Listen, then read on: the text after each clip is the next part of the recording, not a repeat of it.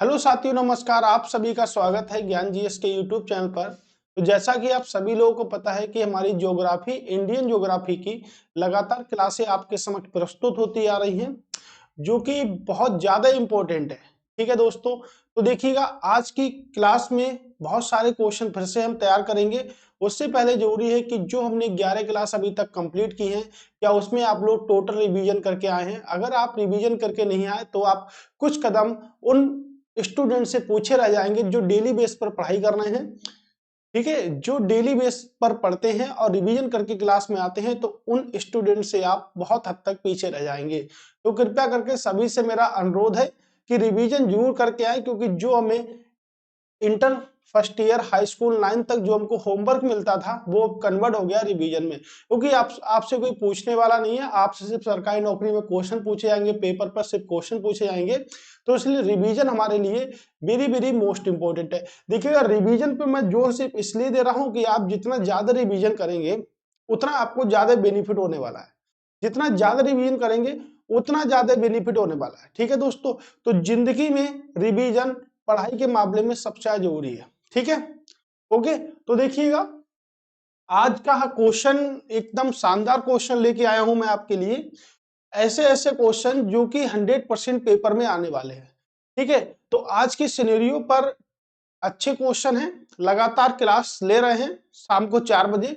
तो कृपया करके आप सभी लोग जुड़िएगा और ज्यादा से ज्यादा वीडियो को शेयर कर दीजिएगा। दोस्तों, अगर आप वीडियो को अच्छी तरीके से शेयर करेंगे तो और भी कई सारी सीरीजें एक एक दिन में 2-2 3-3 क्लासें हम लेकर आएंगे, जिसमें आपके पेपर तक जो भी आपके जून जुलाई और अगस्त तक, ठीक है, सब कंप्लीट करा, जुलाई तक आपको कंप्लीट करा देंगे। 1000 प्रश्न आपके ऑल सब्जेक्ट से कंप्लीट होने वाले हैं। ठीक है, तो देखिएगा आज की क्लास में एक बेहद इंपॉर्टेंट टॉपिक लेकर आए हैं। टॉपिक वाइज भी लिया है, चैप्टर वाइज लिया है, लेसन वाइज भी लिया है, यानी कि जैसे जैसे क्वेश्चन हैं वैसे वैसे उनका डिस्कशन भी एक बेहतरीन तरीके से हम करते आ रहे हैं। ठीक है, अब देखिएगा इस प्रकार के क्वेश्चन, देखिए कथन कारण वाले मैंने बहुत सारे प्रश्न आपको कराए हैं। तो इस प्रश्न का सही आंसर क्या होगा? देखिए, कह रहा है अहमदाबाद। आप सभी लोगों को पता है कि अहमदाबाद भारत का मैनचेस्टर कहलाता है। ठीक है, अहमदाबाद भारत का मैनचेस्टर कहलाता है। अहमदाबाद भारत में सूती वस्त्र उद्योग वाणिज्य उत्पादक है। यानी कह रहा है कि अहमदाबाद में भारत का सूती वस्त्र उद्योग होता है। कथन है, दोनों कथन है आपके ए और आर। क्या स्पष्टीकरण दे रहा है, क्या नहीं दे रहा है? अगर हम अहमदाबाद की बात करें, ठीक है, देखिएगा हमने आपको क्या बताया, आप नोट्स बना लीजिएगा। जब आपकी पूरी क्लास हो जाएगी जियोग्राफी की, तो आपको इस नंबर पर आपको पीडीएफ उपलब्ध करा दी जाएगी दोस्तों। ठीक है, इस नंबर पर आपको पीडीएफ उपलब्ध करा दी जाएगी, कंप्लीट जितने भी 1000 क्वेश्चन हमारे होंगे वहां पर। अहमदाबाद कहां पर है? अहमदाबाद आपके सूरत यानी कि गुजरात में। गुजरात में अहमदाबाद आपके भोगबा नदी के किनारे है, जो कि अगर मैं हिस्ट्री की तरफ चलूं तो सिंधु घाटी सभ्यता में इसका अस्तित्व रहा था। भोगबा नदी को वर्तमान समय में हम साबरमती के नाम से जानते हैं, पहले हम भोगबा नाम से जानते थे। ठीक है, साबरमती नदी के नाम से जानते हैं। तो देखिएगा, उत्तर भारत का मानचेस्टर कहते हैं क्या, या भारत का मैनचेस्टर कहते हैं? अगर मैं बात करूं तो मैनचेस्टर जो शब्द प्रदर्शित होता है वो किससे प्रदर्शित होता है? कॉटन यानी कि सूती वस्त्रों से प्रदर्शित होता है। तो गुजरात में बहुत सारी मिलें हैं, सूती कपड़े या वस्त्रों से प्रदर्शित होता है। गुजरात में बहुत सारी मिलें हैं, इसीलिए गुजरात के अहमदाबाद को क्या कहते हैं? अहमदाबाद को क्या कहते हैं? भारत का मैनचेस्टर कहते हैं। ध्यान से सुनिएगा, भारत का मैनचेस्टर कहते हैं। ये पॉइंट तो आपका सही हो गया। और भी किसी नाम से जानते हैं इसको? तो बिल्कुल जानते हैं, पूर्व का बोस्टन भी कहते हैं। पूर्व का बोस्टन भी कहते हैं किसे? अहमदाबाद को। तो पूर्व का बोस्टन भी किसे कहते हैं? अहमदाबाद को पूर्व का बोस्टन भी कहते हैं। ठीक है, ये याद रखिएगा। अगर पूर्व का बोस्टन अहमदाबाद को कहेंगे तो उत्तर भारत का मैनचेस्टर किसे कहते हैं? अगर यहाँ पे पॉइंट ले लूं कि उत्तर भारत का मैनचेस्टर किसे कहते हैं, उत्तर भारत का मैनचेस्टर किसे कहते हैं, तो देखिएगा उत्तर भारत का मैनचेस्टर कानपुर को कहते हैं। अब यहीं पर अगर पूछ लिया जाए कि दक्षिण भारत का मैनचेस्टर किसे कहते हैं, तो दक्षिण भारत का मैनचेस्टर कहते हैं कोयम्बटूर को, जहां पर गन्ना प्रजनन अनुसंधान संस्थान भी है आपके। कोयम्बटूर कहां पर है? तमिलनाडु में। कानपुर कहां पर है? यूपी में। कहां पर है? आपके यूपी में। ठीक है, तो ये सब चीजें याद रखिएगा। ये वो चीजें हैं जो आपको पेपर में बल्लहनर प्रश्न को भी लेकर आएंगे। तो इन प्रश्नों के लिए एक कारण कथन सब स्पष्ट करना होता है आप लोगों को। ठीक है, तो यही सब करना है। और कारण अगर कथन ए सही है तो सूती वस्त्रों उद्योग के लिए वाणिज्यिक उत्पादक है, तो ए भी सही है। अगर बात करेंगे तो भाई व्याख्या कर रहा है। ठीक है, क्योंकि उसी के संबंध में बताया गया है, तो व्याख्या तो कर ही रहा है पूरी तरीके से। ठीक है, अब व्याख्या अगर कर रहा है तो राइट आंसर हमारा क्या हुआ? राइट आंसर आपका हुआ ए। ठीक है, राइट आंसर क्या हुआ आपका? ए। तो अहमदाबाद दक्षिण भारत का मानचेस्टर, उत्तर भारत का मानचेस्टर, पूर्व का बोस्टन, सब किसे कहते हैं? पूर्व का बोस्टन, भारत का मैनचेस्टर, अहमदाबाद को कहते हैं, जो कि आपके गुजरात में स्थित है। ठीक है, कहां पर स्थित है? गुजरात में स्थित है। अब अगर कॉटन की बात करें, कपास की अगर बात करें, तो देखिए कपास कई बार पढ़े हैं।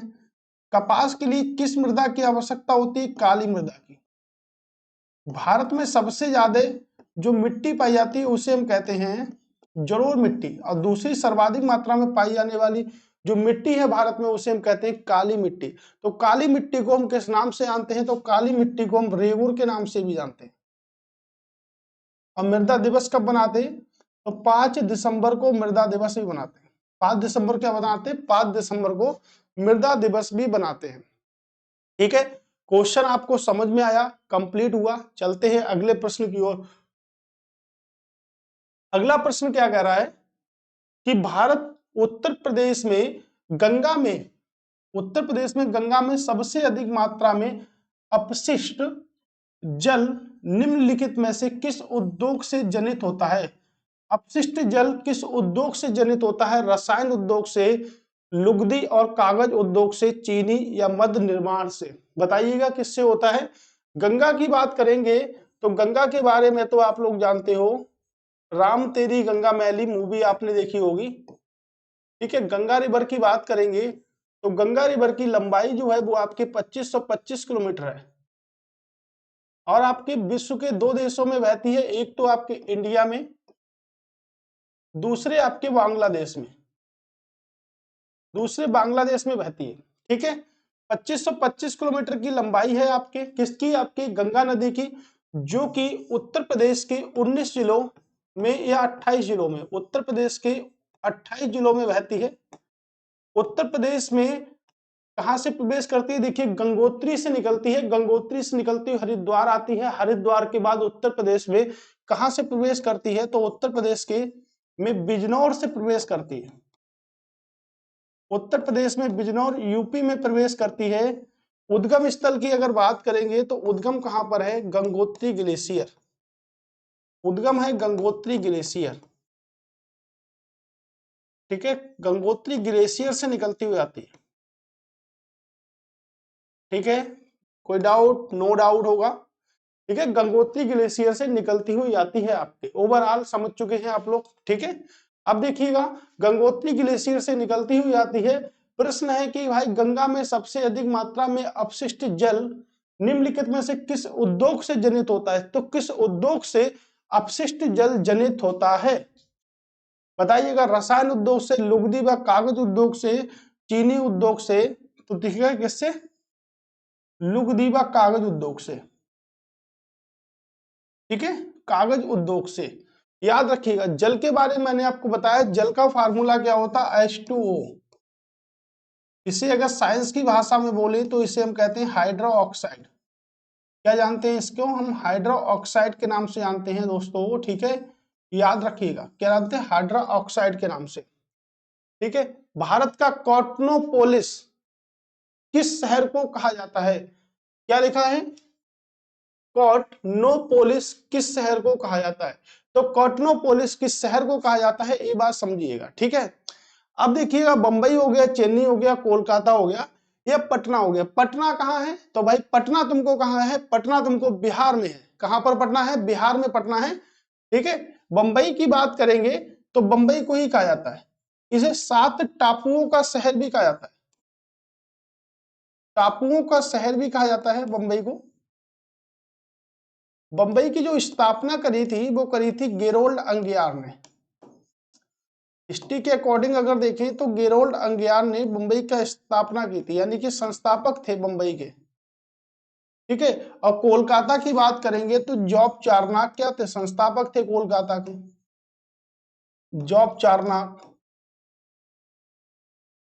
ठीक है, इनकी बात याद रखिएगा। तो बंबई शहर को कहा जाता है, राइट। नेक्स्ट क्वेश्चन की ओर मूव करते हैं। निम्नलिखित में से फुटलुज उद्योग कौन से होते हैं? फुटलुज उद्योग कौन से होते हैं? फुटपाथ पर जो उद्योग होते हैं उन्हें फुटलुज उद्योग कहते हैं क्या? नहीं, फुटलुज उद्योग किसे कहते हैं ये समझिएगा। फुटलुज उद्योग वो होते हैं जो मांग के आधार पर, वे उद्योग जो मांग के आधार पर, वे उद्योग जो मांग के आधार पर कहीं भी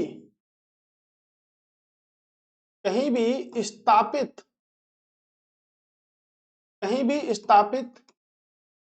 किए जाते हैं। वे उद्योग जो मांग के आधार पर कहीं भी स्थापित किए जाते हैं उन्हें फुटलुज उद्योग कहते हैं। जैसे हौजरी, जैसे कहते हैं हम इलेक्ट्रॉनिक्स, कहीं भी भाई स्थापित कर लिए जाते। ठीक है, 2 option very very most important. वे उद्योग जो मांग के आधार पर कहीं भी स्थापित किए जाते हैं ने फुटलुज उद्योग कहते हैं। और 2 ही होते हैं आपके, एक तो हौजरी आता है, दूसरा इलेक्ट्रॉनिक्स आता है। आंसर क्या होगा?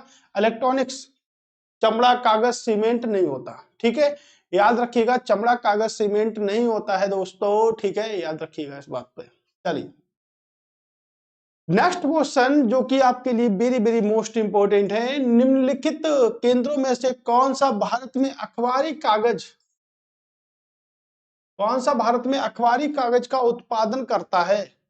कौन सा भारत में अखबारी कागज का उत्पादन करता है? कई बार आपने एसएससी में प्रश्न देखा होगा। ठीक है, कई बार देखा होगा आपने। तो इसको देखिएगा कौन सा होगा? नेपानगर। कहां पर है नेपानगर? तो नेपानगर एमपी में है। नेपानगर कहां पर है? आपके एमपी में। ठीक है, बल्हानर प्रश्न पर ज्यादा चर्चा नहीं।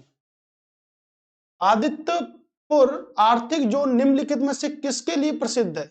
आदित्यपुर आर्थिक जोन निम्नलिखित में से किसके लिए प्रसिद्ध है?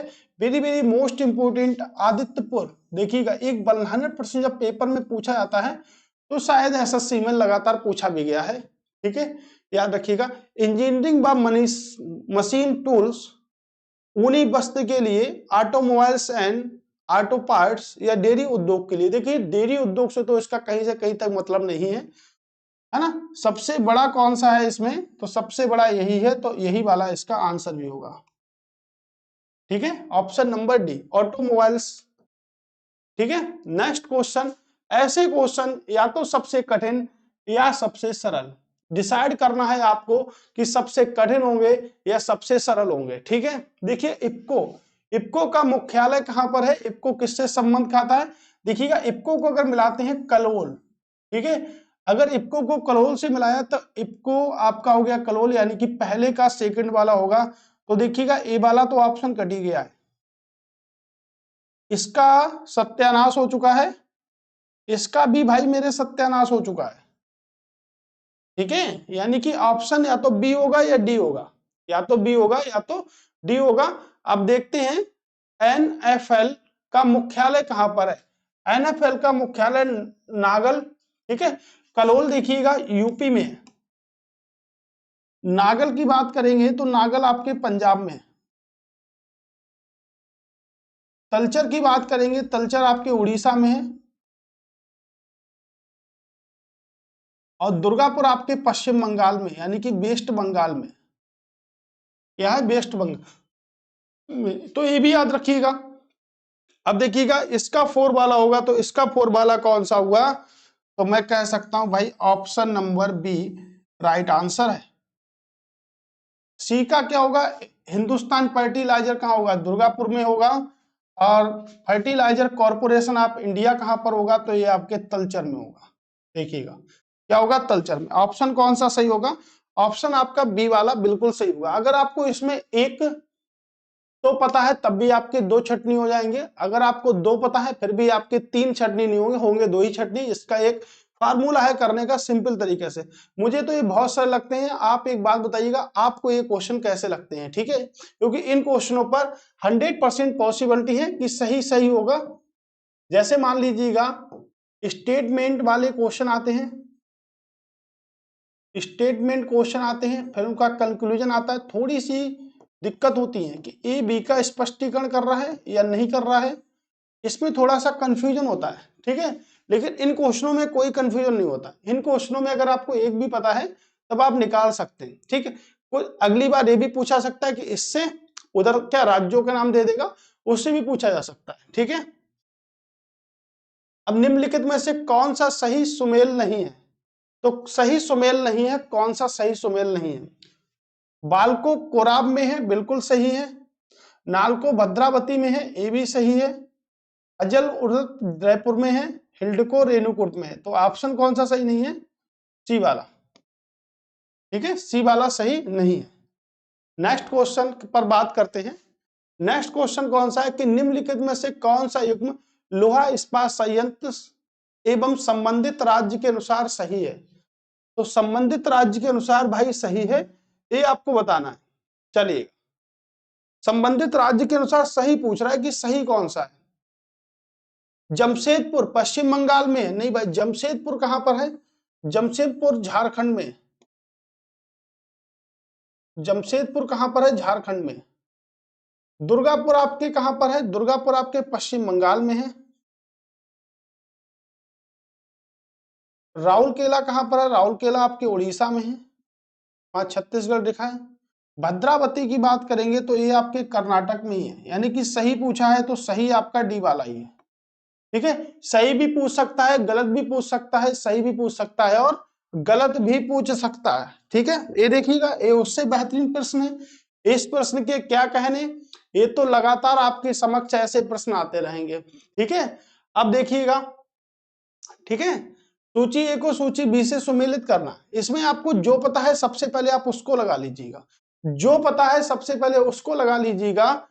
हम मानते हैं कि ताम्र प्रागलन उद्योग, जानते हैं कि ताम्र से भाई खेतड़ी संबंधित है। खेतड़ी कहां पर है, आपके राजस्थान में। खेतड़ी आपके राजस्थान में है, वही इससे संबंधित है, ठीक है, खेतड़ी राजस्थान में। तो थर्ड वाले का 4 होगा, यानी कि थर्ड वाले का अगर 4 होगा तो ए तो कट हो गया, ए भी दोस्तों कट हो गया, ठीक है, दोनों के दोनों क्या हो गए, कट हो गए।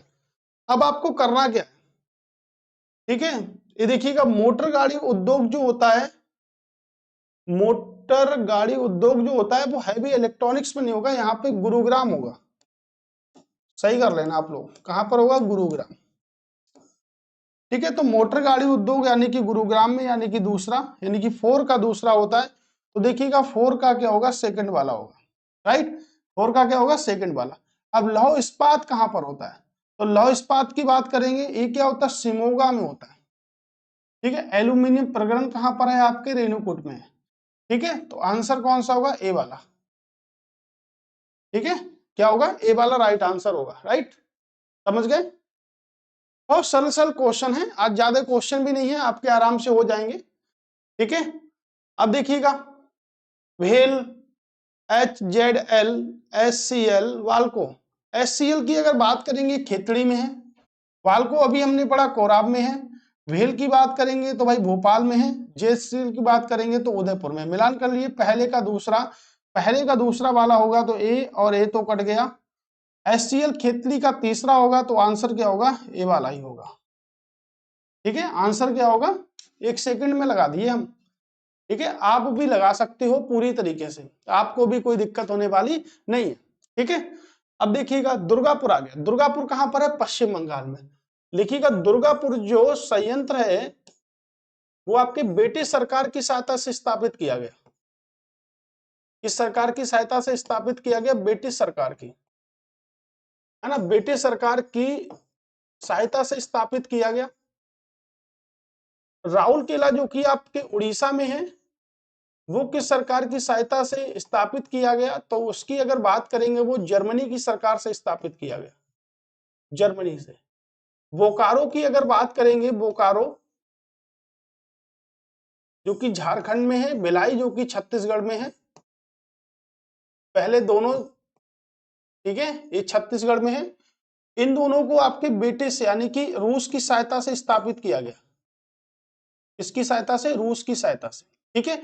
बहुत आता है। बोकारो आपके कहां पर है? झारखंड में है।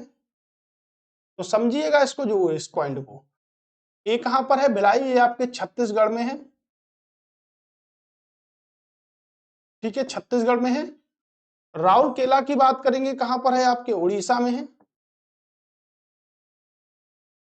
और इसकी अगर बात करेंगे तो कहां पर है? आपके वेस्ट बंगाल में, ठीक है, कहां पर है? वेस्ट बंगाल में, ठीक। इस पॉइंट को याद रखिएगा। ये पॉइंट वो हैं जो आपके पेपर में लगातार आते हैं। इसमें ये भी बन सकता है किस पंचवर्षीय योजना में, दूसरी दूसरी जो पंचवर्षीय योजना थी उसमें क्या था, आगे क्वेश्चन में मिलेंगे, आगे समझेंगे इस बात को। अब देखिएगा, दुर्गापुर इस्पात संयंत्र को मिश्रित इस्पात निर्माण में विशेषता प्राप्त होती है, विशेषता प्राप्त होती है। इस इस्पात संयंत्र को स्थानीय खानों से लौह अयस्क प्राप्त होता है, स्थानीय खानों से लौह अयस्क प्राप्त होता है। क्या बात सही है? दुर्गापुर इस्पात संयंत्र को मिश्रित इस्पात निर्माण में विशेषता प्राप्त है, तो बिल्कुल विशेषता प्राप्त है, यानी कि ये तो ठीक हो गया। इस इस्पात संयंत्र को स्थानीय खानों से लौह अयस्क प्राप्त होता है। क्या स्थानीय खानों से लौह अयस्क प्राप्त होता है? बिल्कुल सही है, यानी कि ऑप्शन आपका यहां पर है, ऑप्शन आपका यहां पर है, ठीक है, ऑप्शन यहां पर है आपके, ठीक। पाइपलाइनों के विकास में मुख्य रूप से सहायता की जाती है। पाइपलाइनों के विकास में मुख्य रूप से क्या सहायता की जाती है? रासायनिक उद्योग के अभिस्थापना में, शक्ति केंद्रों के अभिस्थापना में, पेट्रो रसायन के उद्योग के अभिस्थापना में, वस्त्र उद्योग के अभिस्थापना में। किससे संबंधित होगी? पेट्रो रसायन। कोयली पेट्रो रसायन के लिए प्रसिद्ध है। कोयली, कोयल जैसी आवाज, कोयली कहाँ मिलेगी आपको? कोयली, कोयली शोधनशाला कहां पर है? गुजरात में। कल तो पढ़ाया था मैंने आपको, revision very very most important. Revision करोगे तो मोहब्बत हो जाएगी पढ़ाई से, रिवीजन नहीं करोगे तो मोहब्बत नहीं होगी। मैंने आपको बताया R3, रीड, रेगुलर और रिवीजन, है ना। ये तीन चीजें आप लोग उतार लो अपने लाइफ में, क्योंकि यही तीन चीजें आपको आगे लेके जाएंगी, है ना। यही तीन वो चीजें हैं जो आपको बताएंगी कि कितनी मोहब्बत तुम कर सकते हो। अभी तक तुमने मोहब्बत किसी और से करी होगी, लेकिन अब मोहब्बत आप अपनी पढ़ाई से कर लो, क्योंकि ये पढ़ाई ही है जो मैं आगे अच्छी अच्छी मोहब्बतें दिलवा सकती है, ठीक है। सभी को पता है अच्छी अच्छी मोहब्बतें कहाँ मिलेंगी भाई? बेरोजगार से कोई प्यार नहीं कर रहा, और कर भी रहा है तो ज्यादा दिन टिक नहीं रहा है, ठीक है। अगर नौकरी होगी तो ऐसे बहुत सारे प्यार तुमको मिल जाएंगे, ठीक है। याद रखो, बेरोजगारी में प्यार खत्म है ना। अच्छा, ऐसा, चलिए छोड़ो। भारत के निम्नलिखित लोहा इस्पात उद्योगों में से कौन सा द्वितीय पंचवर्षीय योजना में नहीं बना है? तो द्वितीय पंचवर्षीय योजना में नहीं बना। अरे भाई छोड़ दिया, अब बात मत करो, बातें करके क्या करोगे? बातें देखो, जो बातें हम करेंगे ना, सिंपल सा कॉन्सेप्ट है, जो बातें हम करेंगे वो आप सब लोग जानते हो, राइट। जो बातें हम करेंगे वो आप सब लोग जानते हो, और आप भी समझदार हो, 18 साल से ऊपर के हो गए हो, पीसीएस की तैयारी कर रहे हो, एलटी की तैयारी कर रहे हो, पीजीटी की तैयारी कर रहे हो, तो आप लोग इसमें तो ईमानदार हो ही, हर चीज पे आप ईमानदार हो, और आपको पूरा का पूरा थ्योरम समझ में आता है कि क्या है क्या नहीं है, क्या मेरा लाइफ में क्या। जो स्टेटस हम फोन में लगाते हैं ना, जो स्टेटस के हम फोन में लगाते हैं, अगर उनके ऊपर खुद के विचारों को व्यक्त कर लिया जाए, खुद के ऊपर उन्हें व्यक्त कर लिया जाए, तो एकदम, ठीक है, आपका जीवन सुधर जाएगा, ठीक है। एक ऑफलाइन कोचिंग में एक स्टूडेंट था, तो उसने एक स्टेटस लगाया था आविष्कारों का, तो मैं गया तो मैंने उससे पूछा भाई राइफल का आविष्कार किसने किया, तो वो नहीं पता, लेकिन स्टेटस, तो स्टेटस खुद पढ़ने से पहले तुम स्टेटस लगा तो लेते, लेकिन खुद नहीं पढ़ते उसको, खुद स्टेटस नहीं पढ़ते लेकिन लगा तो लेते हो, है ना। तो खुद पढ़ो, दूसरों को मत दिखाओ, क्योंकि जो आप पढ़ रहे हो वो दूसरे सबके पास में, ठीक है, सबके पास है। अब जैसे यही क्लास है, आप भी पढ़ोगे और भी स्टूडेंट पढ़ेंगे, तो उनको भी इतनी ही नॉलेज होने वाली है जितनी आपको इस क्लास से होने वाली है ना। तो वही क्वेश्चन उनको मिलने वाले हैं जो क्वेश्चन आप पढ़ाई कर रहे हैं, ठीक है। तो इंपॉर्टेंट यही है दोस्तों कि लगातार बने रहिएगा, बस बने रहेंगे तो आप लगातार सफलता की ओर चलेंगे। अगर आप बनेंगे नहीं तो आप सफलता की ओर नहीं चलेंगे, ठीक है। ये आपके ऊपर डिपेंड करता है कि आपको हमारे साथ बना रहना है या आपको कोई और पसंद आ रहा है तो आप उसके साथ बनिएगा, ठीक है। ये तो आपके ऊपर ही डिपेंड करेगा कि भाई आपको क्या करना है। अगर आपको पसंद आ रहे हैं, अगर आपको हम अच्छे लग रहे हैं तो आप हमारे साथ जुड़िएगा, है ना। आपको पढ़ाई हमारी अच्छी लग रही है तो आप हमारे साथ जुड़िएगा, मजबूरी हो जाएगी आपकी जुड़ने की। और नहीं लग रही है तो आपकी इच्छा है भाई कि आप ज्यादा अच्छा बेस्ट टीचर अगर दुनिया में ले सकते हैं तो आप उससे पढ़िएगा, ठीक है। बाकी हम तो यहाँ से पढ़ते हैं, हम तो अभी बताते हैं जो क्वेश्चन वो आगे मिल जाता है, ठीक है। ये देखिएगा, भारत के निम्नलिखित लोहा इस्पात उद्योगों में से कौन सा द्वितीय पंचवर्षीय योजना में नहीं बना है, ठीक है। अब देखिएगा, योजना आयोग किया गया था।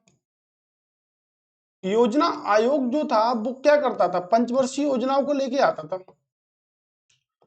योजना आयोग जो लेके आता था वो 5 ईयर प्लानिंग को लेके आता था, 5 ईयरली प्लानिंग को लेके आता था,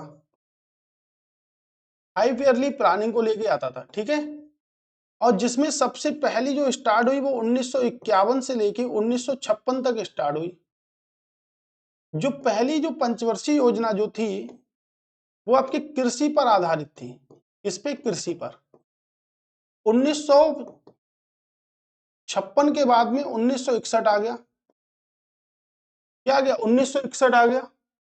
जब 1961 आ गया तो वो जो पंचवर्षीय योजना जो थी वो किस पे आधारित होगी, आपके उद्योगों पर आधारित होगी। किस पे, उद्योगों पर।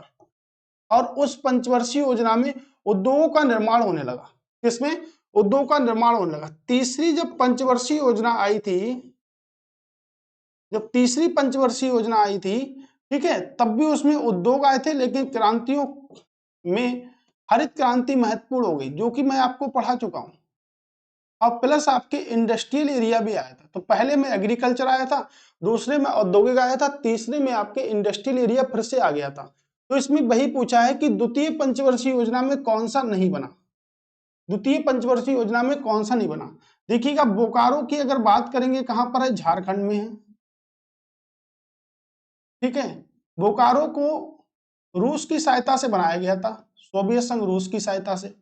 राउरकेला आपके कहां पर है, उड़ीसा में है। इसे जर्मनी के सहयोग से बनाया गया था, ठीक है। किसकी पूंजी लगी थी इसमें, जर्मनी की पूंजी लगी थी, जर्मनी के सहयोग से बना दिया गया था इसे। भिलाई की बात करेंगे तो भिलाई देखिएगा छत्तीसगढ़ में है। कहां पर है, छत्तीसगढ़ में है। और इसे किसकी सहायता से बनाया गया था, इसे आपके, और दुर्गापुर की बात करेंगे तो उड़ीसा है आपके, ठीक है। दुर्गापुर की बात करेंगे तो आपके उड़ीसा नहीं, पश्चिम बंगाल, वेस्ट बंगाल, ठीक है। इसे आपके इंग्लैंड या यूनाइटेड किंगडम की सहायता से बनाया गया था। भिलाई की बात करेंगे तो इसे रूस की ही सहायता से बनाया गया था। यानी कि दो ऐसे थे जिन्हें रूस की सहायता से बनाया गया था, ठीक है। इन्हें रूस की सहायता से बनाया गया था, दो को। अब देखिएगा, इसमें पूछा गया कौन सा द्वितीय पंचवर्षीय योजना में नहीं आया, तो बोकारो जो है वो द्वितीय पंचवर्षीय योजना में नहीं आया दोस्तों। बोकारो द्वितीय पंचवर्षीय योजना में नहीं आया। तो बोकारो फिर आया कहां पे, बोकारो फिर आया तीसरी पंचवर्षीय योजना में। बोकारो जो है वो कहां पर आया, तीसरी पंचवर्षीय योजना में आया बोकारो। तो बोकारो जो तीसरी पंचवर्षीय योजना में आया था, ठीक है। और कहां पर है, आपके झारखंड में।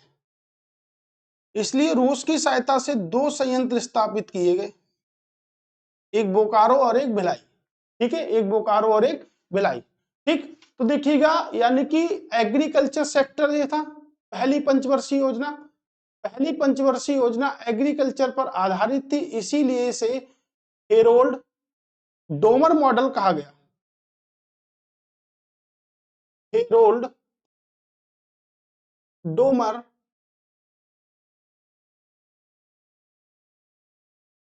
डोमर मॉडल कहा गया। लेकिन दूसरी पंचवर्षीय योजना किसके मॉडल पर आधारित थी? PC Mahalanobis. PC Mahalanobis model पर आधारित थी, जिन्हें क्या कहा जाता है? भारतीय सांख्यिकी का जनक कहा जाता है, जिन्हें भारतीय सांख्यिकी प्रशांत चंद्र महालोनोबिस, प्रशांत चंद्र महालोनोबिस भारतीय संस्कृति का जनक कहा जाता है, प्रशांत चंद्र महालोनोबिस।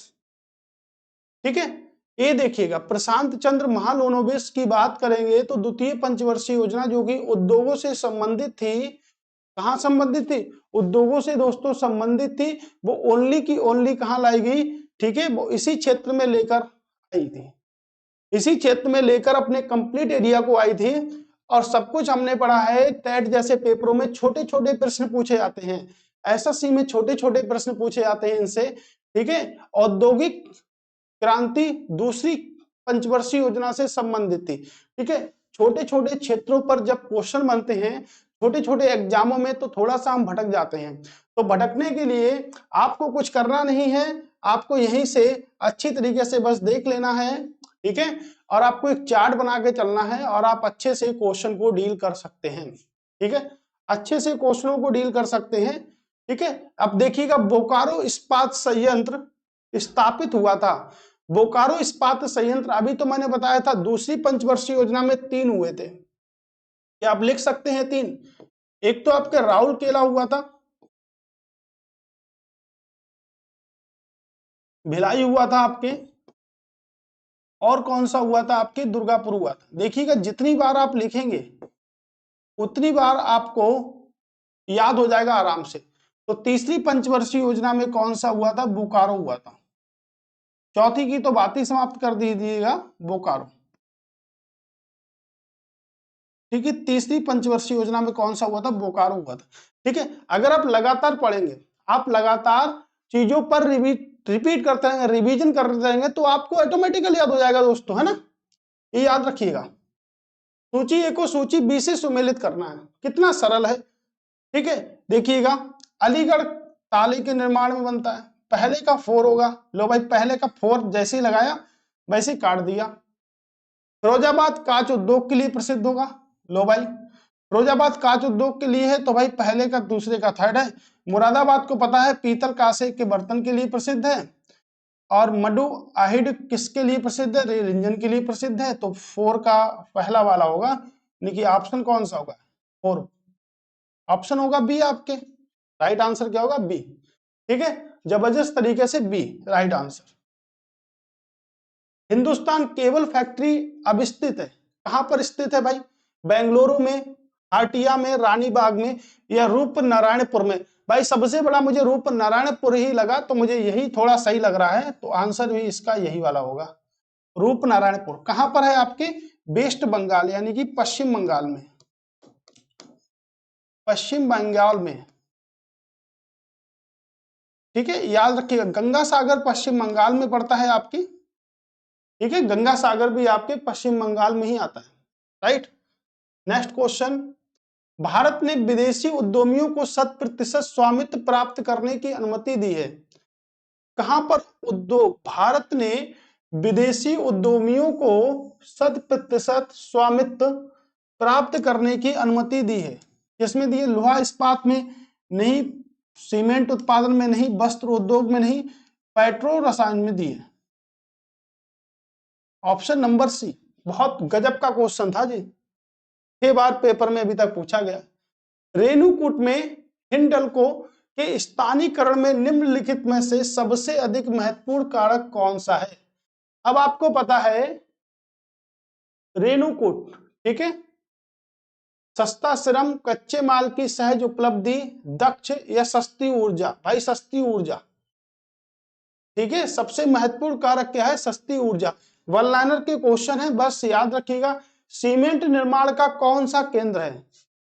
सीमेंट निर्माण का कौन सा केंद्र है? ब्रजराजनगर, बहजोई या पोरबंदर? पोरबंदर कहां है? गुजरात में। पोरबंदर कहां पर है? गुजरात में। देखिए सीमेंट निर्माण के कुछ केंद्र देखते हैं। गुजरात में देखिएगा जामनगर हो गया, द्वारिका हो गया, पोरबंदर हो गया और अहमदाबाद हो गया। मोस्ट इंपॉर्टेंट क्या था? पोरबंदर। मध्य प्रदेश में देखिएगा कटनी बहुत आता है पेपर में, सतना, जबलपुर, दुर्ग। दुर्ग आपके छत्तीसगढ़ में भी है, ठीक है। अब आ गया मध्य प्रदेश में, झारखंड में झिकपानी, सिंदरी, कल्याणपुर, बनराजी। उत्तर प्रदेश में Chopan, very very most important. Orissa में राजगंगापुर और हीराकुंड, ठीक है, उड़ीसा में। ये देखिएगा ये सीमेंट का उत्पादन करेंगे। सीमेंट में क्या मिलाते हैं? जिप्सम। तो प्रश्न अगर पूछे कि सीमेंट में जिप्सम क्यों मिलाते हैं, सीमेंट में जिप्सम क्यों मिलाते हैं, रीजन आपको क्या पता है? क्या वो शीघ्रता से जम जाए या शीघ्रता से ना जमने के लिए उसमें जिप्सम मिलाते हैं, ठीक है।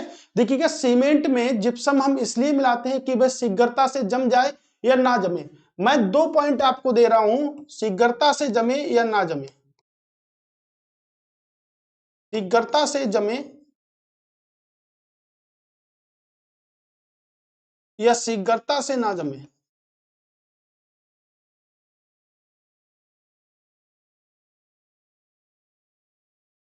या शीघ्रता से ना जमे। देखिएगा 2 पॉइंट है। तो सीमेंट में जिप्सम क्यों मिलाते हैं? सीमेंट में जिप्सम इसलिए मिलाते हैं क्योंकि सीमेंट की पकड़ बहुत अच्छी होती है, इसलिए उसमें जिप्सम मिलाते हैं।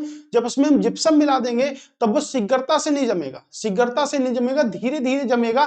जिससे अगर हमें कोई चीज लगने के, अगर ईंट लगाने के बाद, सीमेंट लगाने के बाद कुछ तोड़ना भी होता है तो वो आराम से टूट जाता है, ठीक है। लेकिन सीमेंट में जिप्सम इसलिए मिलाते हैं कि भाई जल्दी से ना जमे, शीघ्रता से ना जमे। तो शीघ्रता से ना जमने के कारण सीमेंट में जिप्सम मिलाते हैं, ना कि जमने के कारण सीमेंट में जिप्सम मिलाते हैं, ठीक है। याद रखिएगा जिप्सम बहुत इंपॉर्टेंट है। सीमेंट भारत में सबसे ज्यादा कहां होता है? आपके राजस्थान में होता है। लेकिन सीमेंट के सबसे ज्यादा औद्योगिक कारखाने कहां पर हैं? आपके आंध्र प्रदेश में, ठीक है। सबसे ज्यादा होता कहां पर है? आपके राजस्थान में होता है। राजस्थान में अरावली की पहाड़ियां भी है, ठीक है, कई बार पढ़ा चुका हूं अरावली की पहाड़ियां। निम्नलिखित में से कौन सा एक सीमेंट का कारखाना सुमेलित नहीं है? तो भाई महाराष्ट्र चंद्रपुर, देखिएगा अभी था क्या यहाँ पर? महाराष्ट्र, अच्छा महाराष्ट्र तो था ही नहीं यहाँ पे, ठीक है। चंद्रपुर ये ठीक है। छत्तीसगढ़ मोदीग्राम सही है। झारखंड में बंजारी नहीं है, लेकिन आपके चाईबासा है। क्या है? आपके चाईबासा, ठीक है। तो ये तो भाई देखो गलत हो गया।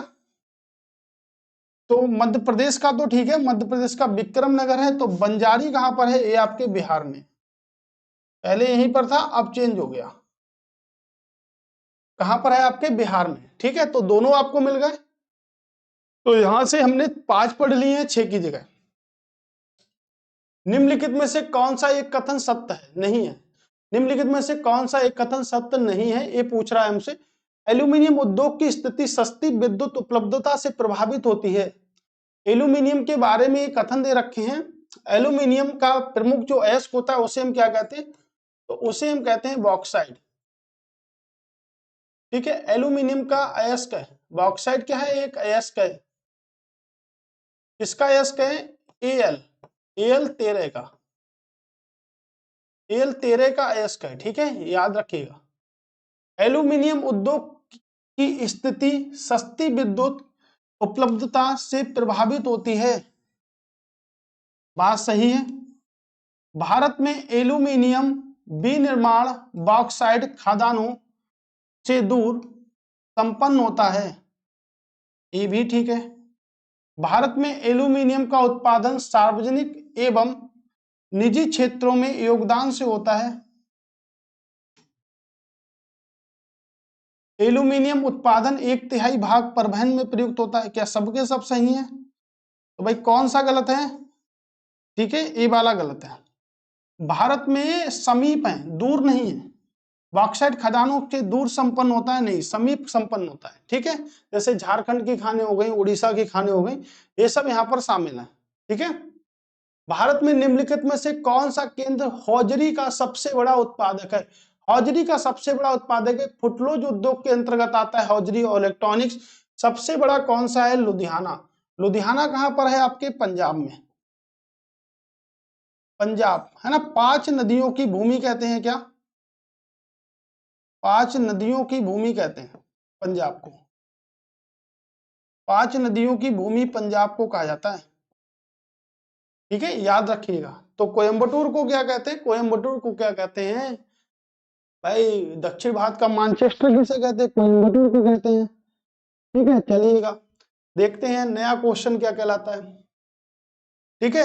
आपको जो पता आप सिर्फ उस पर चर्चा कीजिए। सीमेंट नहीं पता मान लीजिएगा, कागज नहीं पता हमको, लौह इस्पात पता है, भिलाई में जाएगा, पढ़े है ना। लौह इस्पात सी का दूसरा वाला, सी का दूसरा वाला मात्र ऑप्शन नंबर ए है। देखिएगा एक से ही हो गया। कागज कहां पर है? टीटागढ़ है। सीमेंट कहां पर है? लखेरी में है। और खनिज तेल कहां पर है? अंबाला मुकुल में, ठीक है। देखिए हो गया, पहले से ही एक से ही जो हमें पता है उसी से बना दिया क्वेश्चन, उसी से बना दिया ना, बिल्कुल उसी से बन गया है। सही सुमेलित कीजिए, लीजिए भाई सही सुमेल कराइएगा। कोई एक देख लीजिएगा, बोकारो झारखंड में है, दामोदर नदी पर है। 4 का 2 वाला होगा, 4 का 2 लीजिए, हो गया काम तमाम। 4 का 2 बंद कर दो भाई इसको। राउरकेला ब्राह्मणी नदी पर। टाटा भाई कहां मिलेगा? स्वर्णरेखा नदी पर।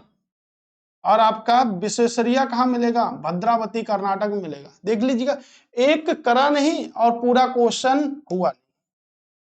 एक क्वेश्चन कर दिया पूरा क्वेश्चन समाप्त हो गया, एक क्वेश्चन कर दिया पूरा क्वेश्चन समाप्त हो गया मेरा।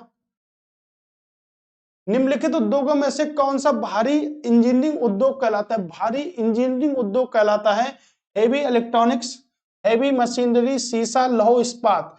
हेवी मशीनरी जो होता है वो हेवी इलेक्ट्रॉनिक्स उद्योग कहलाता है। महाराष्ट्र के मडनगर में से कोल्हापुर तक का क्षेत्र किस उद्योग के लिए प्रसिद्ध है? किस उद्योग के लिए प्रसिद्ध है भाई? महाराष्ट्र का जो शहर है किस उद्योग के लिए प्रसिद्ध है? चीनी उद्योग के लिए प्रसिद्ध है, ठीक है। वल्लाहना प्रश्न है, ज्यादा चर्चा का विषय नहीं है। लाल इमली का संबंध किस उद्योग से है? लाल इमली का संबंध किस उद्योग से है? कुटीर उद्योग से है। किसमें? कुटीर, कुटीर उद्योग से। तो देखिए कुटीर उद्योग क्या, छोटे छोटे उद्योगों से है। किससे संबंधित है? ऊनी वस्त्रों से। ऊनी वस्त्र की पहली मिल कहां लगी? कानपुर में, जिसे उत्तर भारत का मानचेस्टर कहते हैं। पहली मिल लगी थी 1867 में। कब लगी थी? 1867 में पहली मिल लगी थी। लाल इमली का संबंध देखिएगा कैसे कैसे क्वेश्चन है, ठीक है। आपसे बस क्वेश्चनों पर ट्राई करते रहिएगा, एकदम जबरदस्त तरीके से बना देंगे आपके लिए क्वेश्चन, ठीक है। वो क्वेश्चन जो कि एक अच्छी तरीके से आपको करे जा सकते हैं, ठीक है। तो जितने अच्छे तरीके से आप क्वेश्चन को कर सकते हैं उतनी अच्छी तरीके से आपको हम बताएंगे कि इन क्वेश्चनों पर कौन कौन सा चित्र चढ़ने वाला है, कौन कौन से क्वेश्चन आपके पेपर में आएंगे, ठीक है, ये याद रखिएगा। चलिए, निम्नलिखित में से कौन सा एक कोयला और इस्पात उद्योग का केंद्र मानचित्र पर सही नहीं दिखाया गया है? कौन सा लोहा और इस्पात उद्योग का केंद्र मानचित्र पर सही नहीं दिखाया गया? तो कौन सा सही नहीं दिखाया गया है ये बात बताइएगा। सेलेम, डोल्बी, भिलाई या दुर्गापुर? ये देखिएगा, ये आपके कहां पर है? ये आपके तमिलनाडु में। ये कहां पर है? ये आपके तमिलनाडु में है। तो ये कहां पर है? ये आपके महाराष्ट्र में है, ठीक है, ये आपके महाराष्ट्र में है। बात करेंगे भिलाई आपके कहां पर है? छत्तीसगढ़ में है, ठीक है, कहां पर है? आपके छत्तीसगढ़ में है।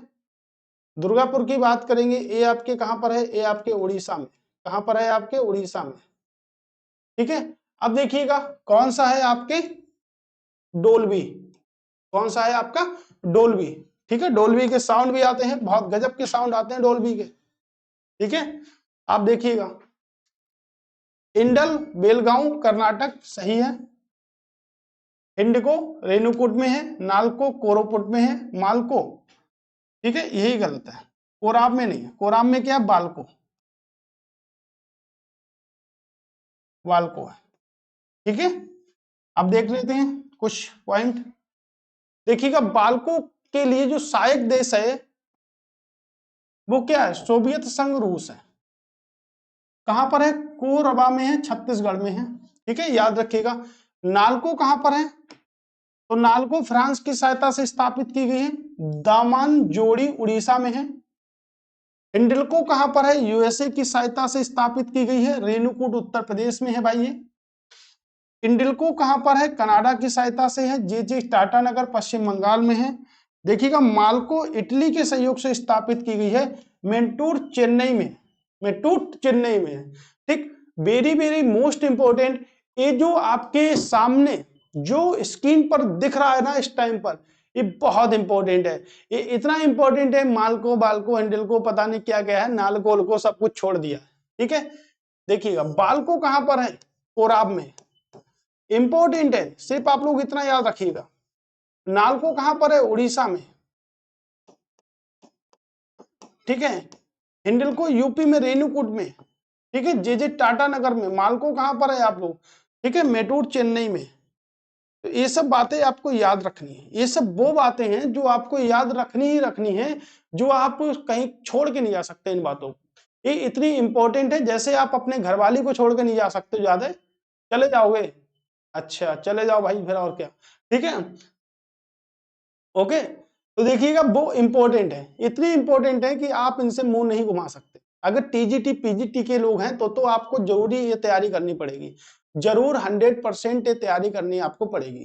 ठीक है, इसके सिवा आपका जिंदगी में कुछ भी नहीं है, आप किसी भी प्रकार से इन चीजों को हटा नहीं सकते। ठीक है, तो देखते रहिएगा, यही सब वो क्वेश्चन है जो आपके लिए इंपॉर्टेंट है। ठीक है, अब देखिएगा, भारत में चीनी उद्योग का स्थायीकरण उत्तर से दक्षिण की ओर खिसक रहा है, इस कथन का मुख्य कारण क्या है। स्थायीकरण जो है वो आपका खिसक रहा है भाई, धीरे धीरे आगे बढ़ रहा है, धीरे धीरे आगे बढ़ रहा है, कछुआ की चाल चल रहा है, खरगोश की नहीं।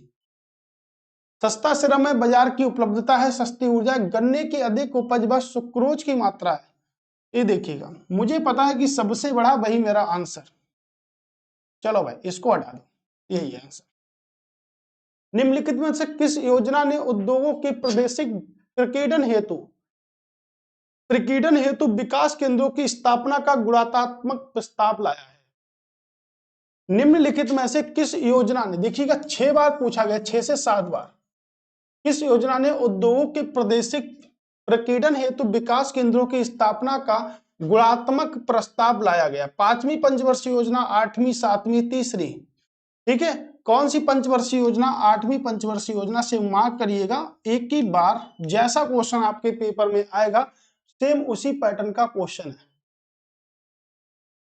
सेम उसी पैटर्न का क्वेश्चन है। ठीक है, याद रखिएगा। चलिएगा, भारत के निम्नलिखित उद्योग क्षेत्रों में से किसे रूर ऑफ इंडिया कहा जाता है, किसे रूर ऑफ इंडिया कहा जाता है। देखिएगा, रूर, रूर मतलब है भारत का रूर, भारत का रूर किसे कहते हैं, क्या मैं इसको पढ़ा चुका हूं। भारत के रूर मतलब होता है आत्मा, रूर का मतलब होता है आत्मा, किसे कहते हैं भाई, बेंगलोर तमिलनाडु औद्योगिक क्षेत्र को कहते हैं, छोटा नागपुर औद्योगिक क्षेत्र को कहते हैं, विशाखापट्टनम गुंटूर औद्योगिक क्षेत्र को कहते हैं, हुगली औद्योगिक क्षेत्र को कहते हैं। रूर ऑफ इंडिया किसे कहते हैं, भारत का रूर किसे कहते हैं, भारत का रूर कहते हैं छोटा नागपुर के पठार को, किसे कहते हैं, छोटा नागपुर का पठार। तो भाई छोटा नागपुर के पठार को कहते हैं भारत का रूर, है ना, पता है आप लोगों को, छोटा नागपुर के पठार को भारत का रूर कहते हैं। भारत का रूर जो है वो आपके 4 राज्यों के साथ स्पर्श होता है, सबसे ज्यादा झारखंड के साथ, झारखंड के साथ में बिहार, बिहार के साथ में उड़ीसा, उड़ीसा के साथ में पश्चिम बंगाल के साथ सीमा बना रहा है, वेस्ट बंगाल के साथ सीमा बना रहा है। किन पहाड़ियों पर है छोटा नागपुर का पठार, तो पारसनाथ की पहाड़ियों पर है, पारसनाथ की पहाड़ियों पर है भाई। और पारसनाथ की पहाड़ियों को क्या कहते हैं, अभी बीपीएससी में क्वेश्चन पूछा गया था कि पारसनाथ की पहाड़ियों को किस नाम की पहाड़ियों के नाम से जानते हैं, तो मधुबनी की पहाड़ियों पर। अब मधुबनी की जो कला है वो जापान की ट्रेनों पर की जाती है, जापान की ट्रेनों पर मधुबनी की कला की जाती है। और मधुबनी की कला किस राज्य में प्रचलित है? तो मधुबनी की कला आपके बिहार में प्रचलित है। मधुबनी की कला जो है वो कहां पर प्रचलित है? आपके बिहार में प्रचलित है। एक बार क्वेश्चन पूछा गया था, जापान की ट्रेनों पर कौन सी कला चलाई जा रही है? तो मधुबनी की कला की जा रही है वहां पर जापान की ट्रेनों पर। तो भाई औद्योगिक क्षेत्र क्या है? छोटा नागपुर पठार खनिजों के भंडार के लिए प्रसिद्ध है। किसके लिए प्रसिद्ध है? खनिजों के भंडार के लिए, खनिजों के भंडारण के लिए प्रसिद्ध है। अब खनिजों के भंडार के लिए प्रसिद्ध है भाई, तो खनिजों के भंडार के लिए प्रसिद्ध है, ये याद रखिएगा, ठीक है। निम्नलिखित शहरों में एचएमटी की इकाई यूनिट कहां पर स्थित है? एचएमटी जो घड़ी आप लोग बांधते हैं ना, एचएमटी इसे बोलते हैं। जो घड़ी हम लोग बांधते हैं उसे एचएमटी बोलते हैं। कहां पर है? पानीपत, पिंजौर, परवाड़ में या पंचकुला में। ये सब हरियाणा में ही आते हैं। पिंजौर में, ये सब हरियाणा में ही आते हैं, ठीक है, याद रखिएगा, सब के सब हरियाणा में आते हैं। ठीक, कौन सा राज्य थोरियम का सबसे बड़ा उत्पादक है? कौन सा राज्य थोरियम का सबसे बड़ा उत्पादक है? थोरियम, थोरियम की अगर बात करेंगे तो टीएच बोलते हैं, TH90 के नाम से जानते हैं इसे, थोरियम। थोरियम का जो अयस्क है, थोरियम का एक अयस्क है जिसे हम बोलते हैं मोनोजाइट। तो मोनोजाइट किससे प्राप्त होता है? रेत से प्राप्त होता है। मोनोजाइट इसका अयस्क है, रेत से प्राप्त होगा तो भाई कहां पाया जाएगा? केरल के तटवर्ती क्षेत्रों में मिलता है थोरियम। थोरियम कहां मिलेगा? केरल के तटवर्ती क्षेत्रों में मिलेगा, ठीक है। तो आंसर क्या होगा? सबसे बड़ा क्या है? केरल। थोरियम कहां मिलेगा? केरल में मिलेगा। कहां पर मिलेगा भाई? केरल में मिलेगा, ठीक है। निम्नलिखित में से किस स्थान पर हिंदुस्तान मोटर्स की स्थापना की गई? हिंदुस्तान मोटर्स की स्थापना की गई, ठीक है। तो हिंदुस्तान मोटर्स की स्थापना गुड़गांव, सूरजपुर नहीं, जमशेदपुर, विशाखापट्टनम ये तो गलत है, कोलकाता और चेन्नई में, ये सही है, ठीक है, option number C. Diesel locomotive works एक उत्पादन इकाई है जिसका स्वामित्व भारतीय रेलवे के पास है, जो कहां पर स्थित है? कहां पर स्थित है? आपके कपूरथला नहीं है, कहां पर स्थित है? आपके वाराणसी में। वाराणसी कहां पर? आपके उत्तर प्रदेश में, ठीक है। 84 घाटों की भूमि बोली जाती है, 84 घाट है, ठीक है। अंतिम संस्कार के लिए कौन सा घाट है वहां पर? मणिकर्णिका घाट। अगर आप उसको देखोगे ना तो 1500, 600, 800 डेली लाशें जलती है ना, तो तुम वहां बैठोगे ना तो तुम्हारा मन ही बदल जाएगा कि करना क्या है तुम्हें। कौन सा जोड़ा सुमेलित नहीं है? कौन सा जोड़ा सुमेलित नहीं है? हिंदुस्तान शिपयार्ड लिमिटेड कहां पर है? विशाखापट्टनम आंध्र प्रदेश में है, बिल्कुल सही है। गॉर्डन रिच वर्कशॉप कोलकाता में है, ये भी ठीक है। मचगांव डाक लिमिटेड कहां पर है? मुमारगोवा में है, नहीं, ये कहां पर है? ये आपके मुंबई में, ठीक। गोवा शिपयार्ड कहां पर है? वास्को डिगामा में है, तो ये वाला आंसर सही नहीं, बाकी सब सही है, बाकी सबके सब क्या है, ठीक है। निम्नलिखित में से कौन सा भारत का एक औद्योगिक प्रदेश नहीं है? भारत का एक औद्योगिक प्रदेश नहीं है। बंबई पुणे है, बिल्कुल है। कानपुर आगरा है क्या? छोटा नागपुर तो है, कोलकाता हुगली भी है। कौन सा नहीं है? तो कह सकते हैं बी वाला नहीं है, बी वाला नहीं है। देखते हैं कौन कौन से औद्योगिक प्रदेश हैं। भारत के प्रमुख औद्योगिक प्रदेश निम्न है, निम्न है, तो देखिएगा बंबई पुणे औद्योगिक प्रदेश है, कोलकाता हुगली भी है आपके, अहमदाबाद बड़ोदरा भी है आपके, मैसूर कोयम्बटूर बेंगलोर भी है, छोटा नागपुर का औद्योगिक क्षेत्र भी, मथुरा दिल्ली सहारनपुर अंबाला, ये देखिएगा मथुरा दिल्ली सहारनपुर अंबाला है, लेकिन कानपुर और आगरा नहीं है। तो 6 हैं आपके, कानपुर और आगरा नहीं है, ठीक है, ये वाले नहीं है, ठीक, ओके, बात समझे। कौन सा प्रश्न है कि मिश्रा सुंदरम पर प्रकाश राव ने भारत को कितने नियोजित प्रदेशों में विभक्त किया है? कितने नियोजित प्रदेशों में विभक्त किया है? 10, 15, 13, ठीक है। तो देखिएगा 13 तो उसने बड़े किए हैं, 36 उसके क्या है? छोटे हैं। तो 13 बड़े हैं, 36 क्या है? छोटे हैं, ये याद रखिएगा, 13 बड़े हैं, 36 क्या है? छोटे हैं, ठीक है। चलिए देख लेते हैं, अंतिम है, देखिएगा दक्षिण प्रायद्वीपीय क्षेत्र। प्रायद्वीपीय भारत की सबसे लंबी नदी कौन सी है? प्रायद्वीपीय भारत की सबसे लंबी नदी आपकी गोदावरी है। प्रायद्वीपीय भारत की जो सबसे लंबी नदी है उसे गोदावरी का नाम देते हैं। 1465 किलोमीटर है। भारत की दूसरी सबसे लंबी नदी है आपके गोदावरी। ठीक है, पहला पॉइंट तो ये हो गया। इसके अंतर्गत क्या आएगा? इसके अंतर्गत केरल आएगा, इसके अंतर्गत मद्रास तमिलनाडु आएगा, कोयम्बटूर आएगा जिसे दक्षिण भारत का मैनचेस्टर कहते हैं। औद्योगिक तमिलनाडु तटीय मैदान आता है, तो तमिलनाडु के तटीय मैदान को क्या कहते हैं? कोरोमंडल। तो हम कोरोमंडल भी लिख सकते हैं यहाँ पर, है ना, कोरोमंडल भी लिख सकते हैं। ठीक है, मध्य प्रायद्वीपीय क्षेत्र आता है, इसमें कर्नाटक का पठार आता है। रायलसीमा आता है, तटीय क्षेत्र आता है। बिल्लेरी हॉटस्पॉट यानी कि जो भी कर्नाटक के साइड का जो क्षेत्र है वो आता है। तेलंगाना तटीय क्षेत्र आता है। ठीक है, उसके बाद पश्चिमी प्रायद्वीपीय क्षेत्र देखिएगा, पश्चिमी प्रायद्वीपीय क्षेत्र में कोंकण आता है, दक्षिण ट्रैंप आता है, औद्योगिक प्रदेश बॉम्बे आता है, दक्कन आता है, मारवाड़ कृषि क्षेत्र, औद्योगिक क्षेत्र, ये सभी शामिल हैं आपके। यानी कि 3 तो जो सबसे बड़े हैं वो आपको देखने पड़ेंगे। उसके बाद मध्यवर्ती दक्कन का क्षेत्र आता है, मध्यवर्ती दक्कन का क्षेत्र आता है, पूर्वी प्रायद्वीपीय क्षेत्र आता है, पूर्वी प्रायद्वीपीय क्षेत्र भी आपका आता है, तो पूर्वी प्रायद्वीपीय क्षेत्र भी आता है। तो ये देखिएगा, ये आपके पेपर में आ सकते हैं, है ना, ये पेपर में आ सकते हैं। कुछ इस प्रकार से आते हैं कि ये देखिएगा, लेखक हैं मिश्रा सुंदरम और प्रकाश राव ने भारत को कितने नियोजित प्रदेशों में विभाजित किया है? तो 13 बड़े हैं, 36 क्या हैं? छोटे हैं। ठीक है, 13 बड़े हैं, 36 क्या हैं? छोटे हैं। तो 5 तो हमारे पास में हो गए। उसके बाद देखिएगा, गुजरात का क्षेत्र आता है, गुजरात का क्षेत्र बहुत फेमस है, गुजरात का क्षेत्र। ठीक है, नियोजित क्षेत्रों में गुजरात का क्षेत्र आ गया। पश्चिमी राजस्थान भी आता है, क्या आता है? पश्चिमी राजस्थान भी आता है। अरावली, मैं भी बात कर रहा था, पश्चिमी राजस्थान आएगा तो अरावली तो ऑटोमेटिकली यहां पर आएगा। अरावली, अरावली पर्वत जो शिखर है वो आपकी राजस्थान से शुरू होकर दिल्ली तक की जाता है। ठीक है, पढ़ा भी है। जम्मू कश्मीर का क्षेत्र भी आता है नियोजित क्षेत्रों में। सिंधु गंगा का संक्रमण क्षेत्र भी आता है। गंगा यमुना का क्षेत्र आता है आपका। निचला गंगा मैदान आता है। अब पूर्वोत्तर क्षेत्र आपका आता है, क्या आता है आपका? पूर्वोत्तर क्षेत्र भी आता है। तो ऐसे आपके सभी क्षेत्र आते हैं, ओवरऑल जितने भी क्षेत्र हैं यहाँ पर वो सभी क्षेत्र आपके यहीं पर आते हैं।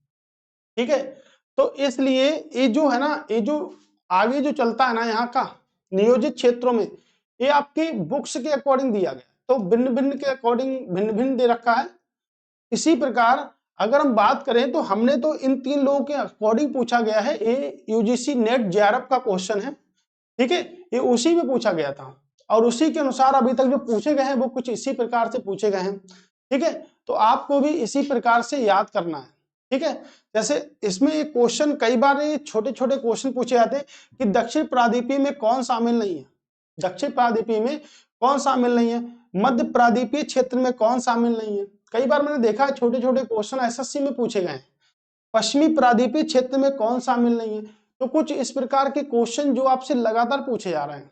ठीक है, जो आपसे लगातार पूछे जा रहे हैं, जिनका कहीं भी कुछ भी हो सकता है इन क्वेश्चनों का। ठीक है, या कौन सा नहीं है, कौन से नहीं में आपका ऊपर वाला क्षेत्र नहीं आएगा, फिर आपके ये वाले क्षेत्र आएंगे कि भाई कौन सा यहाँ पर नहीं है। तो कौन सा नहीं होने का भी मतलब बहुत सारी बार होता है कि कौन सा नहीं है। ठीक है, चलिए आप कुछ एक बात और समझ लीजिएगा, है ना, रुक जाइएगा 2 मिनट और रुक जाइएगा, 2 मिनट के बाद क्लास को समाप्त करते हैं। देखिएगा, सबसे पहले तो रिवीजन करिएगा। रिवीजन अगर करेंगे, जैसे 12 क्लास हो गई हमारे, कितने क्वेश्चन हमने कंप्लीट कर लिए हैं? ठीक है, कंप्लीट हमने कर लिए हैं 438 क्वेश्चन। कल आपको बता दें, कल हम 100 प्लस क्वेश्चन पढ़ने वाले हैं। 100 प्लस क्वेश्चन क्यों पढ़ने वाले हैं उसका भी एक रीजन है। 100 प्लस क्वेश्चन इसलिए पढ़ने वाले हैं क्योंकि कल का जो टॉपिक है हमारा जनसंख्या का रहेगा, जिसमें हम एक ही क्लास में कंप्लीट जनसंख्या को आपको पढ़ा देंगे और क्वेश्चनों की बौछार कर देंगे एकदम। ठीक है, और जल्द ही हम जो क्लास जो हमारी हो रही है, जो हमारी क्लासेस ज्योग्राफी की चल रही हैं, वो आपकी जल्द ही इंडियन ज्योग्राफी हम समाप्त करने वाले 900 क्वेश्चनों पर। ठीक है, लगभग में 20 से 22 लेक्चर में समाप्त कर देंगे। पहले मैंने सोचा था 30 लेक्चर में समाप्त करेंगे, लेकिन 30 लेक्चर में इसलिए समाप्त नहीं करेंगे क्योंकि पेपर है हमारा, इसलिए हम ज्यादा से ज्यादा क्वेश्चन ले लेते हैं। अब एक एक वीडियो में आपको 100 50 80 क्वेश्चन देखने को मिलेंगे। अभी तक हमने 30, फिर हमने 70, आज भी हमने कई सारे बहुत सारे प्रश्न देखे हैं। तो देखिएगा आपको जो भी बनाना है वो नोट्स बनाते चलिएगा। जितने अच्छे आप नोट्स बनाएंगे उतना एग्जाम में आपको हेल्प मिलेगी, है ना। तो नोट्स बनाइएगा, जैसे ही क्लास कंप्लीट होती है आप हमें व्हाट्सअप करिएगा, ठीक है, और आपको हम पूरी पूरी पीडीएफ दे देंगे जो आपके लिए बहुत इंपॉर्टेंट होने वाली है दोस्तों, ठीक है। बातें भी सुनना जरूरी है, सब कुछ पढ़ने से ही नहीं होता, बातें सुनना भी बहुत जरूरी होता है ना। बातें सुनने के लिए हमें टाइम चाहिए होता है, तो बातें भी सुनना जरूरी है। जितनी ज्यादा आप बातें सुनेंगे उतना ज्यादा आपका कॉन्सेप्ट क्लियर होगा। जैसे पढ़ाने पे क्वेश्चन के ऊपर डिपेंड नहीं है, बहुत सारे लोग कहना है क्वेश्चन पे क्वेश्चन कराते हैं, क्वेश्चन पे क्वेश्चन कुछ नहीं, एक क्वेश्चन से ही सब कुछ समझ सकते हैं, लेकिन क्वेश्चन का तरीका सही होना चाहिए, है ना। तो जिस प्रकार हम पढ़ रहे हैं वो आपके लिए बहुत अच्छा है। फिलहाल मेरी तरफ से तो आपके लिए 100% ही है, और आपको उम्मीद करता हूं कि आप दोबारा से फिर से इसका अगर रिवीजन करेंगे पढ़ने के बाद में तो आपका पूरा 100% होने वाला है, ठीक है दोस्तों। तो वही बातें हैं वो हम करते रहते हैं हमेशा से ही, और आपके साथ में जुड़े हैं। देखिए अगर जुड़े हैं तो अब लगातार जुड़ेंगे, आप भी जुड़े हैं हमसे तो लगातार जुड़िएगा, है ना। वो मत जुड़िएगा कि हाँ ठीक है कि आज कर लेंगे कल कर लेंगे, है ना। आप लगातार जुड़िएगा, मैं भी अब किसी दिन छुट्टी नहीं करूंगा, आप भी किसी दिन छुट्टी मत करिएगा, क्योंकि आप लोगों के ही साथ में मेरा साथ है और हमारे साथ में ही आप लोग जुड़े रहेंगे, ठीक है। तो चलते हैं, मिलते हैं न्यू क्लास में न्यू लेक्चर के साथ में। कल का टॉपिक हमारा जनसंख्या रहेगा, ठीक है, जिसमें हम एक ही क्लास में सभी क्वेश्चनों को कंप्लीट करेंगे। धन्यवाद दोस्तों, टाटा बाय बाय, जय हिंद।